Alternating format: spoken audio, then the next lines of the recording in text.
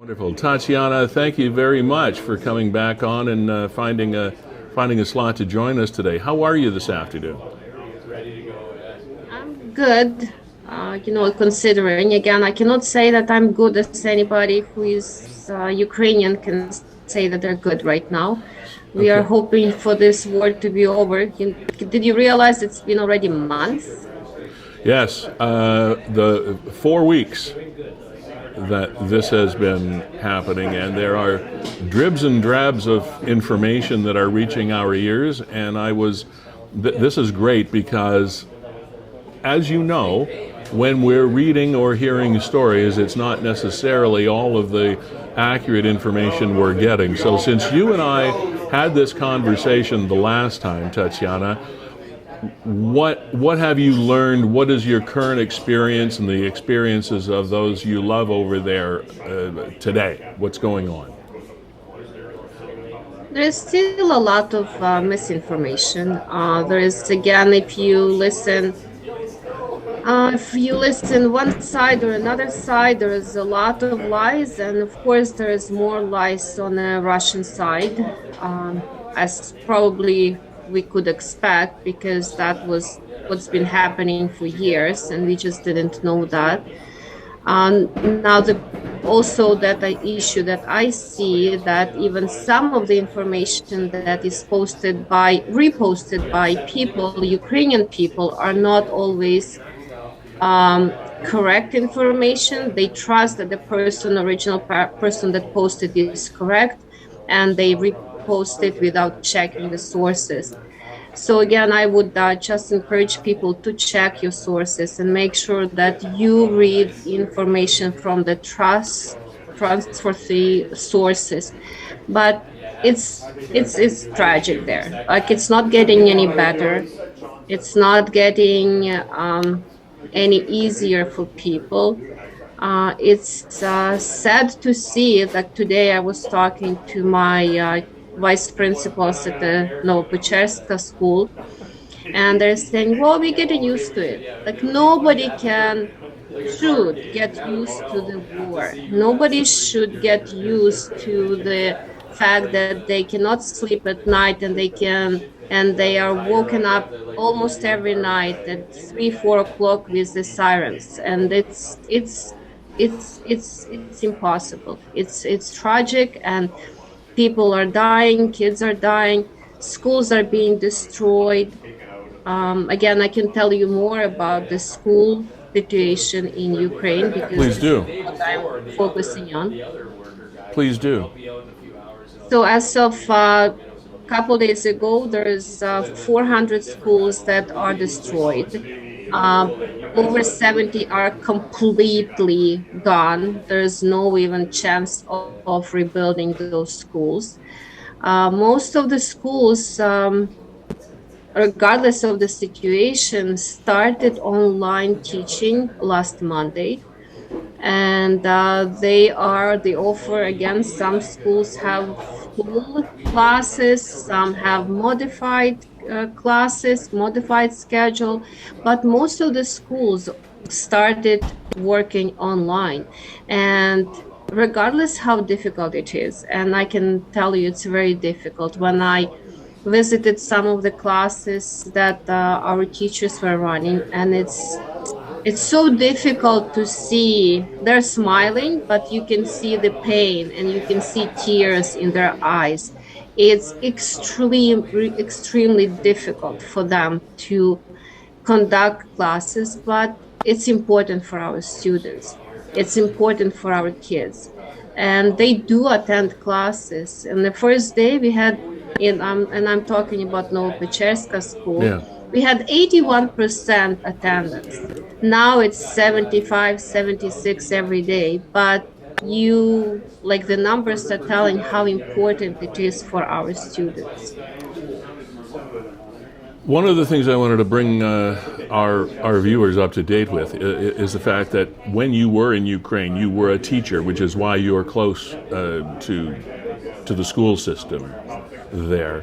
These schools that have been destroyed, have they been destroyed as being targets, or is it just indiscriminate blasting away that the Russians are doing?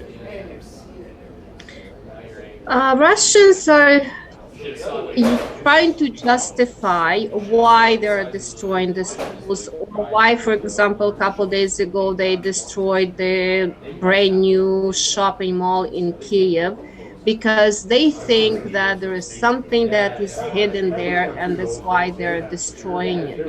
But most of the time, it just, again, there is no reason to destroy apartment buildings. There's nothing that is being hidden there, and there's tons of apartment buildings that are being destroyed.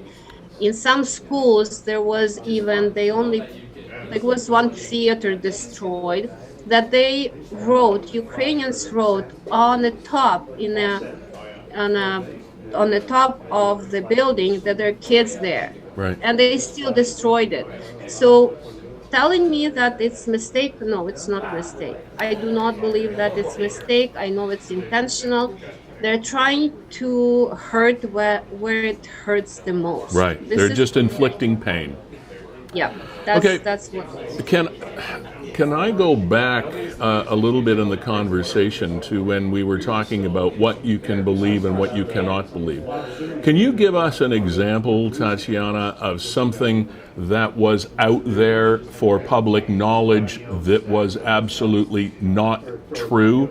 Because often, the reason I'm asking this question is often we have this conversation, don't believe everything you see, make sure you do your own research, etc. But it's often hard to know where to do that research and know what source of information to believe. Can you give us an example of some of the misinformation that we've been receiving? Well, for example, like the good example, like the last example, that Russians bombed the shopping mall in Kiev, and they said that the reason why they bombed it because there was a military equipment, military machinery stored in a garage of the building, which is completely there is no proof for that. And if you heard president, Ukrainian president, he said that there was nothing stored there. So they just used it as an excuse. Same for maternity hospital. They said in Mariupol, they said that they bombed it because the army the soldiers were hiding there, which is again completely made up. They made up the story to bomb it, and again a lot of young, I don't know how many exactly. I know that one for sure, mom who was injured died, and again it's sad. Like I cannot again going back to Ukrainian side, and I know I told you that there is some information that they use, there are some pictures that they use. Somebody posted on the internet, it looked realistic, and they reposted it. And then Russian propaganda used, see, they are lying and they're not being honest. So that's why I always say use reliable sources. And there are some Ukrainian websites that are very reliable and they're honest. And again, I would not trust anything that Russians No. Well, the Russians seem to be reporting their perspective of this conflict pretty much for their own people, to try to convince their own people that they're involved in some sort of righteous movement. I don't think the rest of the world believes much of anything that Russia is saying at this moment in time. The status of, and I know that you're not with the military by any stretch of the imagination, but the status that we have received, that Western media has received, is the fact that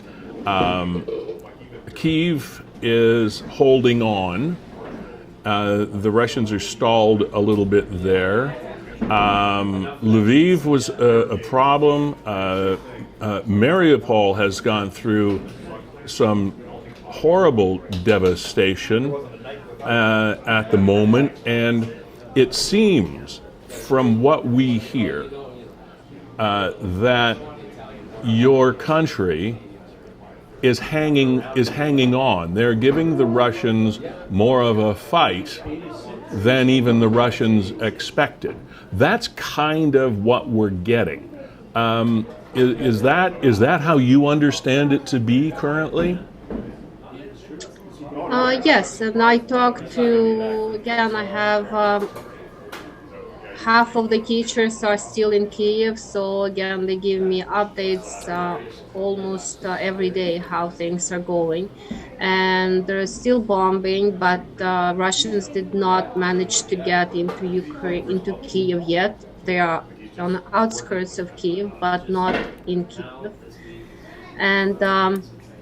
And yes, they bombed some of the parts of the western part of Ukraine, Lviv area, Ternopil area. That is actually, again, like there is no reasons to bomb that. But I think what they're doing, they're just trying to show that if we want, we can. And again, it's more, I think, psychological also war, not just physical, but also psychological.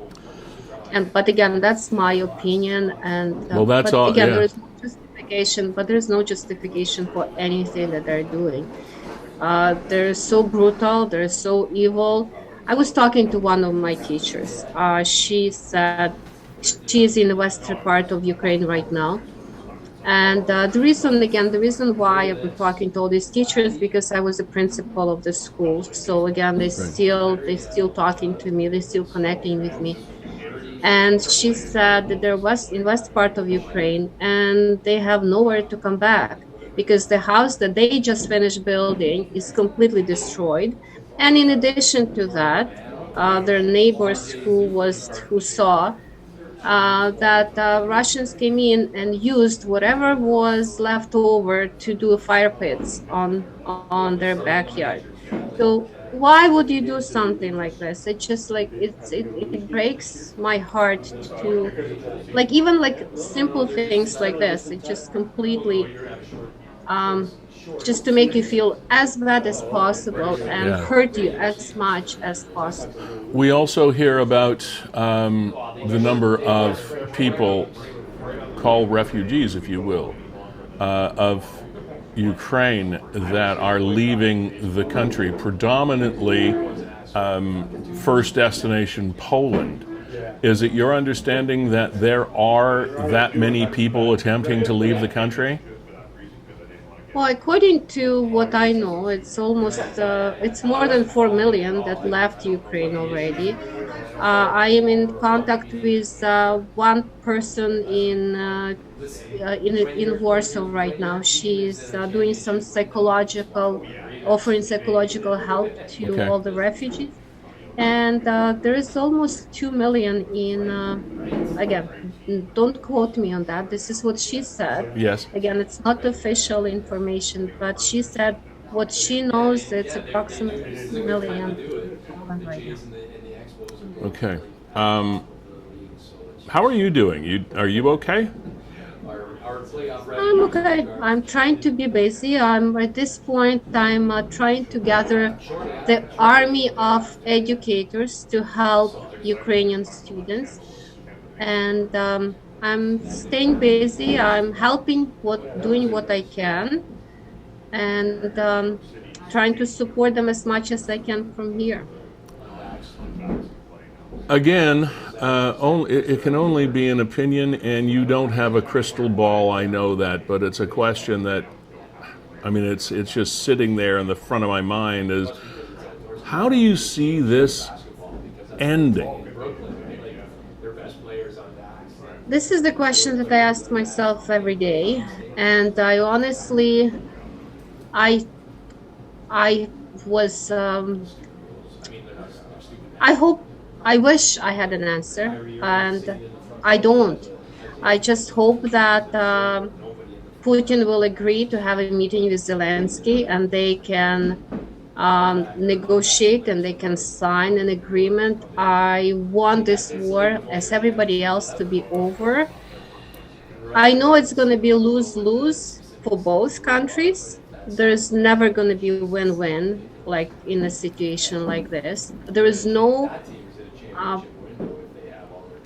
so the both sides going to lose, and the both sides have to admit that they're going to lose, and they have to move forward, because that's the only way to stop this. Tatiana, thank you for being here. Our hearts and thoughts go out to obviously yourself and the people that you know that are over there. And I know that I know your family does not want you to return, as you mentioned the last time that we were chatting. Something tells me at some point in time you want to go back. And I don't know if I'm right about that. If time's being right, would you go back?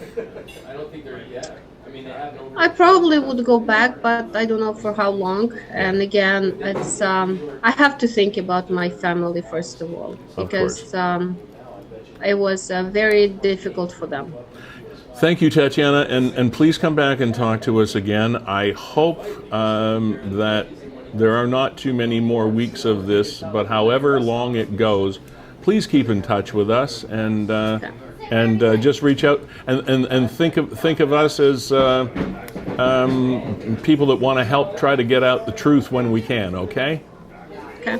Thank you. Thanks. Have a great weekend, I hope. Bye.